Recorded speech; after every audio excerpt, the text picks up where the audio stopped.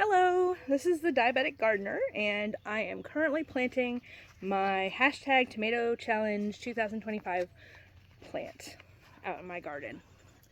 So please come and join me while we go ahead and get started. First thing we're going to do is we're going to dig a pretty deep hole. I planted my tomatoes way too early and they got really big.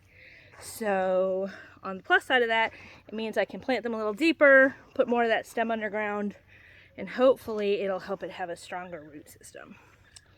So before I even put the plant in, I'm going to put a handful of bone meal and a handful of blood meal in here, just to kind of help it as it gets ready to get planted. And so I found, at least with peppers, so I'm hoping this works with tomatoes too, is that the bone meal actually helps it not have as bad of transplant shock.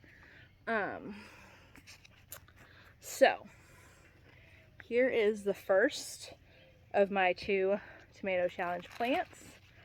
And so I'm going to very carefully unstake my plant and then turn it upside down, then squeeze my pot a bit just to loosen it and get it ready to go in. So I'm going to plant it right here, get it, pile up this dirt around it, try and get it all patted in and ready to go.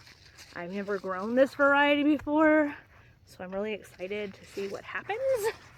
They're supposed to be really big fruit, so we'll see. But unfortunately here in Georgia, it gets really hot really fast. And so sometimes the heirloom varieties don't do so well with that. And like the fruit will crack, or there'll be a lot of issues with it setting fruit and keeping the fruit.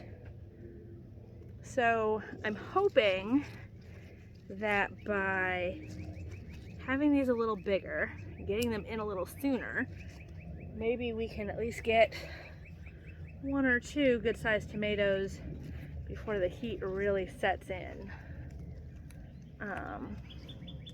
I decided to try and trellis my tomatoes using the string and overhead trellis. It's my first time trying that, so we will see how that goes.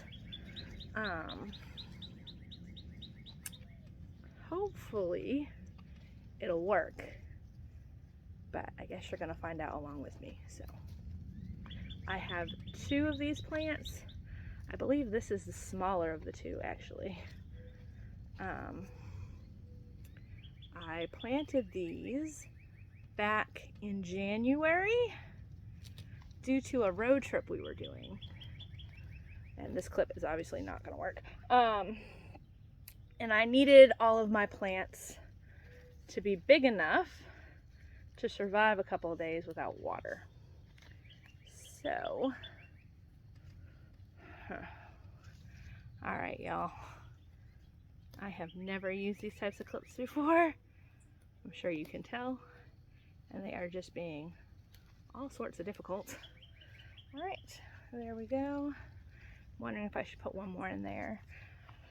My understanding is that these get really big and kind of heavy, and I want to make sure it's properly supported. So this plant actually already started putting on flowers at one point. I don't know if you can see it up here. I was trying to keep them off of it, but we will see. All right, so last thing to do is to water it in, and then we should be all good, at least for this one. So let's do that.